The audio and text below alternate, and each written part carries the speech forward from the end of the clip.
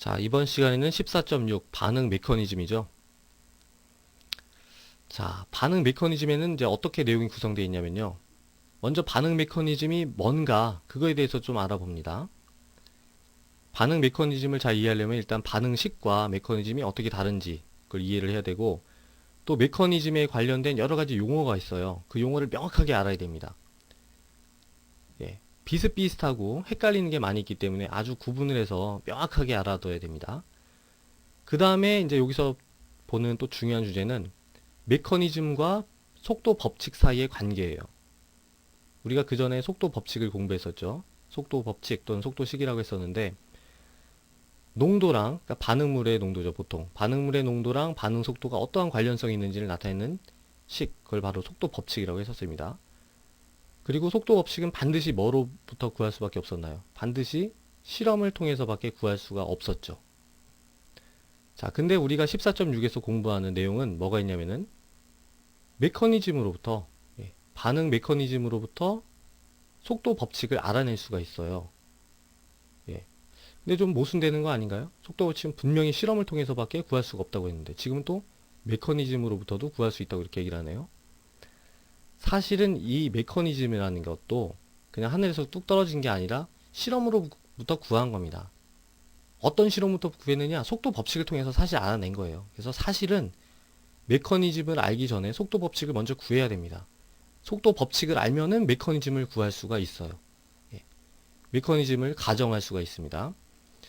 그리고 만약에 어떤 메커니즘이 가정되면은 그거에 부합되는 또 속도 법칙도 역시 우리가 가정할 수가 있어요. 그래서 이제 얘랑 얘는 서로 이렇게 필요 충분 조건은 아니지만은 어쨌든 속도 법칙이 주어지면은 그거에 부합되는 여러 메커니즘을 우리가 이제 가정할 수가 있고, 또 메커니즘 하나가 있으면은 그거에 부합되는 속도 법칙도 우리가 구할 수가 있습니다. 그래서 사실은 모순되는 게 아니라는 거죠. 왜냐면 메커니즘도 실험을 통해서 구하는 거니까. 속도 법칙은 항상 메커니즘을 통해서 구하든 실험을 통해서 구하든 어쨌든 결론은 실험을 통해서밖에 구할 수가 없다 이겁니다. 그래서 이제 다른 걸 다 지우면요. 우리가 요 14.6에서 보는 내용은 메커니즘을 통해서 속도 법칙을 구하는 요 화살표에 대해서만 이제 더 자세하게 공부를 하는 겁니다.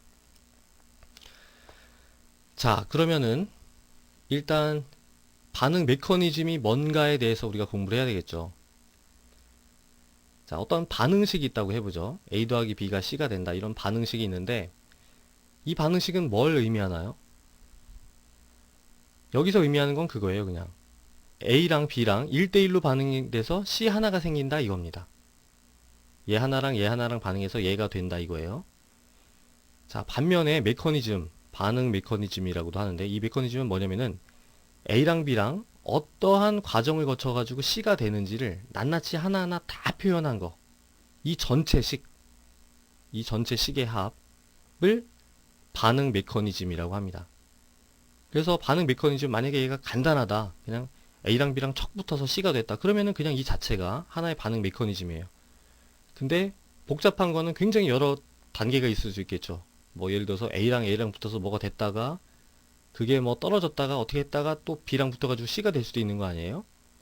어쨌든 반응 메커니즘은 거기에 있는 모든 단계를 하나도 빠짐없이 전부 다 나타낸 그 시계 전체의 합, 그거를 이 반응의 반응 메커니즘이라고 하는 겁니다. 예. 자, 예를 들면요. 여기 지금 이제 비행기를 만들기 위한 그 설계도가 있죠. 자, 어때요? 이제 이 설계도, 여기에 필요한 모든 부품이 어떻게 연결돼 가지고 어떤 순서로 연결돼서 비행기가 완성되는지를 다 나타낸 어떤 과정이죠.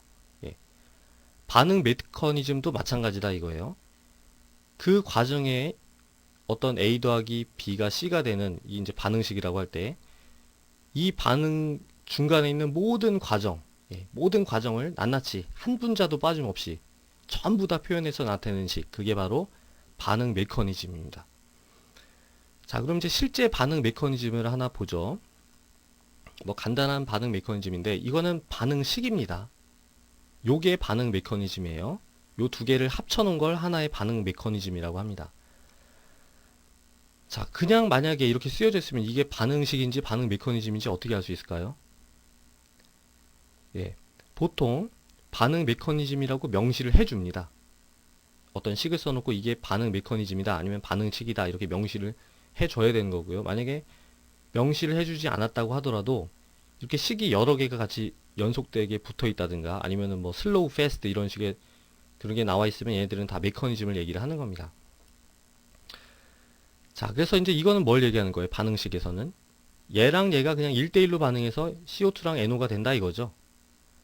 근데 이 반응 메커니즘에서는 뭘 얘기하나요? 그죠? 얘가 어떠한 과정을 거쳐서 이런 반응이 일어나는지에 대해서 다 지금 나타내고 있습니다. 어떤 과정을 거치나요, 지금? 먼저 NO2 두 개가 만나죠. 예, NO2 두 개가 만나서 NO3 하나랑 NO가 됩니다. 그 다음에 여기서 생겨난 NO3랑 원래 있었던 반응물 CO 랑 결합해서 NO2랑 CO2가 된다 이거예요. 예. 자, 그럼 중간에 어떤 다른 과정이 있을까요? 없다는 거예요. 만약에 있다면 이거는 그럼 올바른 메커니즘이 아닌 거죠. 예. 메커니즘은 거기에 관련된 모든 과정이 다 포함이 돼야 됩니다. 자, 그래서 이제 요거를 메커니즘이라고 하고 요거에 관련된 중요한 용어들을 이제 하나하나 보겠습니다. 요거를 반응식이라고 한다고 그랬죠. 요 두 식이 합쳐진 거를 하나의 반응 메커니즘이라고 한다고 했습니다. 그 다음에 요 각각의 단계들 있죠. 요거를 뭐라고 하냐면은 단일 단계 반응이라고 합니다. 엘리멘터리 스텝. 단일 단계 반응 아니면 단일 단계 과정이라고도 해요. 여기서는 두 개의 단일 단계 과정으로 이루어져 있죠. 이렇게 여러 개, 그러니까 한 개 이상의, 두 개 이상의 단일 단계로 이루어진 전체 메커니즘을 다단계 메커니즘이라고 합니다. 얘는 다단계 메커니즘이죠. 자, 그 다음에 또 중요한 용어가 있는데 바로 분자도란 얘기예요. 분자도. 몰러큘레러티라고 하는데요. 이 분자도라는 것은 반응식에도 적용되는 개념이 아니고요. 전체 메커니즘에도 적용되는 개념이 아닙니다. 분자도는 오직 어디에만 적용되는 개념이냐면은 단일 단계 반응에 대해서만 적용이 되는 개념이에요. 요 단일 단계 반응 아니면 이 단일 단계 반응 얘만 적용이 되는 개념입니다. 자, 분자도라는 것은 뭐냐면은 그 특정 단일 단계에서 반응물에 참여하는 화학종의 개수 그거를 분자도라고 합니다. 자, 여기서는 어때요? 요 단일 단계 반응에서는 반응물로 그 몇 개의 분자가 참여하나요? 그쵸? NO2랑 NO2 두 개죠? 두 개. 얘는 분자도를 뭐라고 하냐면은 이렇게 얘기를 안 합니다. 이분자 반응이다 이렇게 얘기를 해요. 이 단일 단계에 대한 분자도는 이분자 반응입니다. 이건 어떨까요? 이 단일 단계에 대해서도 지금 반응물로 참여하는 게 요 두 가지죠. 예. 이 단일 단계 반응에 대한 분자도도 이분자 반응입니다. 만약에 어떤 단일 단계 반응이 요런 게 있다고 쳐봐요. 이건 반응식이 아니라 단일 단계 반응입니다. 자, 요런 단일 단계 반응에 대한 분자도는 뭘까요? 그쵸. 요거는 1분자 반응입니다. 예, 1분자 반응. 그래서 분자도라는 말이 있고 분자도는 반드시 어떤 특정 단일 단계 반응에만 적용되는 개념이에요. 자, 분자도랑 비슷한 게 뭐가 있을까요? 좀 비슷한 느낌이 드는 거. 바로 반응 차수가 있죠. 반응 차수. 분자도랑 반응 차수는 전혀 다른 겁니다. 반응 차수는 뭐였어요? 속도 법칙에서 나왔던 거죠. 속도 법칙에서 V는 K 뭐 A의 제곱 P 이렇게 썼을 때 이 속도 법칙은 A에 대해서는 2차, B에 대해서는 1차, 전체는 3차 속도식이다 이렇게 얘기를 했었죠. 예. 정리를 하자면 반응 차수는 속도 법칙에 적용되는 개념이고요. 분자도는 단일 단계 반응에만 적용되는 개념입니다. 자, 그 다음에 이제 메커니즘과 전체 반응식은 어떠한 관련이 있는지를 보죠. 자, 여기에 맞다 또 중요한 용어가 하나가 있는데 바로 중간체라는 게 있습니다. 중간체. 예. 중간체라는 것은 메커니즘 상에서만 나타나는 거예요. 뭐냐면은 잠깐 생겼다가 없어지는 애를 중간체라고 합니다. 여기서 뭐가 중간체일까요? 그죠? NO3 같은 요런 애가 바로 중간체예요. NO3가 잠깐 생겼다가 다시 싹 사라졌죠. 요런 애를 중간체라고 합니다. 자, 중간체는 전체 반응식에서 나타날까요? 안 나타날까요? 당연히 안 나타나죠. 왜냐면은 나왔다가 없어지는 거니까 전체 식에서는 없어집니다. 하지만 메커니즘에서는 반드시 명시가 돼야 되겠죠. 그 다음에 여기는 안 나타나 있지만은 메커니즘에서는요, 촉매도 표시가 됩니다. 자, 중간체는 나왔다 생겼지만 촉매는 어떨까요? 그러니까 들어갔다가 다시 나옵니다. 촉매는. 그죠? 촉매라는 것은 반응에 직접 참여하지 않고 속도만 빠르게 하는 거잖아요. 그래서 들어갔다가 다시 나오게 됩니다. 그래서 이제 이 전체 메커니즘에는 촉매랑 중간체가 다 표현이 되죠. 그 다음에 이 메커니즘과 전체 반응 속도식은 또 어떤 관련이 있냐면은 이 전체 메커니즘을 다 더하면 어떻게 될까요?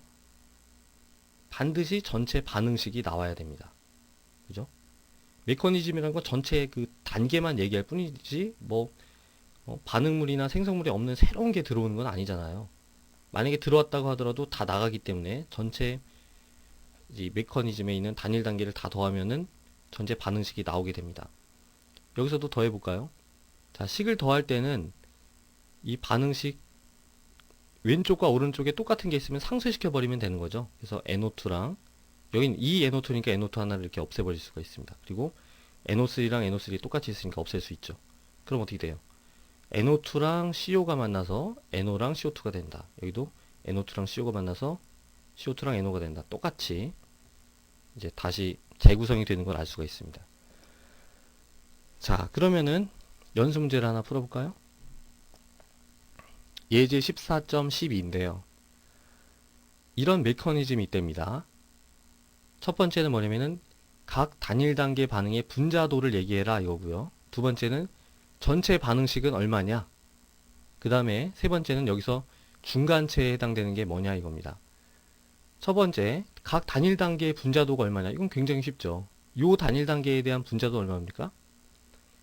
얘가 지금 하나만 반응물로 작용을 하잖아요. 그러니까 얘는 1분자 반응입니다. 1분자 반응. 얘는 어떨까요? 그죠? 얘는 2분자 반응이에요. 예, 2분자 반응이고 그 다음에 두 번째, 전체 반응식을 써라. 더하면 됩니다. 단순히. 그럼 어떻게 될까요? 여기서 지금 얘를 더하는 거니까 좌변과 우변에 똑같은 걸 지워버리면 됩니다. O 지워지죠?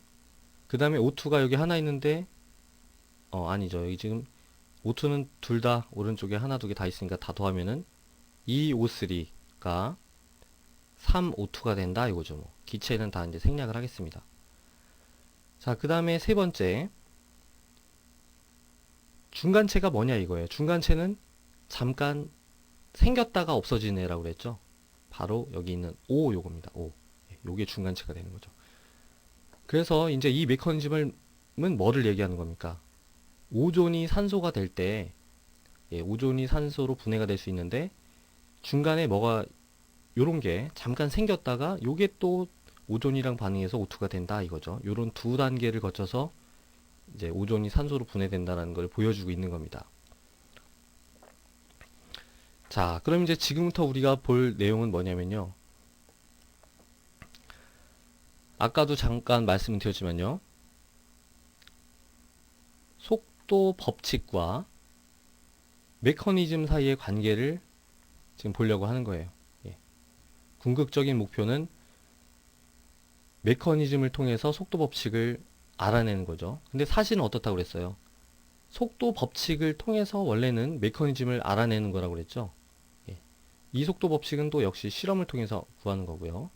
이렇게 여러 가지 화살표가 다 왔다 갔다 서로 할 수가 있는데 지금 우리가 보려고 하는 거는 메커니즘이 주어졌을 때 속도가 어떤 속도 법칙인지 구할 수 있는 그 과정을 우리가 공부를 하는 겁니다.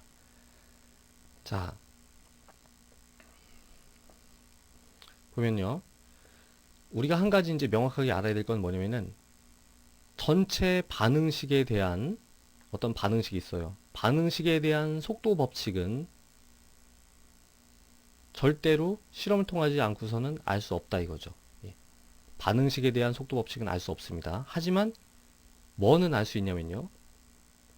단일 단계의 반응이 있죠. 아까 우리가 메커니즘에 있는 단일 단계 반응, 단일 단계 과정이라고도 했죠. 그 단일 단계 반응에 대해서는 우리가 그 단일 단계 반응의 속도 법칙을 알 수가 있어요. 요게 근본적으로 다릅니다. 일반적인 반응식에 대한 속도 법칙은 반드시 실험으로밖에 구할 수가 없어요. 직접 구할 수가 없죠. 하지만 단일 단계의 반응에 대한 속도 법칙은 전혀 실험 없이도 그냥 구할 수가 있습니다. 그게 왜 그럴까요? 자, 단일 단계 반응은 실제로 그 일이 일어난다는 거거든요. 반면에 전체 반응은 어떻습니까? 이 반응식은 얘가 어떠한 과정을 거쳐서 C가 되는지 모르잖아요. 그러니까 속도 법칙을 구할 수가 없는 거예요. 자, 만약에 어떤 단일 단계 반응이 있다고 해봐요. A가 B가 되는 이런 단일 단계 반응이 있습니다. 자, 이거는 어떤 속도 법칙을 따를까요? 이건 뭘 얘기하는 거예요? 실제 그 과정을 얘기하는 거죠. A가 가만히 있다가 B가 되는 거예요. 예. 뭐에 의존합니까? 어떤 확률에 의존하는 거예요. A가 많으면 많을수록 B가 더 많은 A가 B가 되겠죠. 그죠? 다른 요인이 없는 거잖아요. 만약에 요인이 있다면 이건 단일 단계 반응이 아니니까. 어떻게 쓸 수 있냐면요. 이런 단일 단계에 대한 속도 법칙은 V는 K, A입니다. A의 1차 속도식이라는 거예요. 이거는. 자, 만약에 A 더하기 B가 C가 되는 요것도 단일 단계 반응입니다. 전체 반응이 아니라. 이런 단일 단계 반응이 있다면은 이 반응에 대한 속도 법칙은 어떻게 우리가 쓸 수 있을까요? 이거는 실제로 A랑 B랑 탁 부딪혀서 C가 된다는 거죠.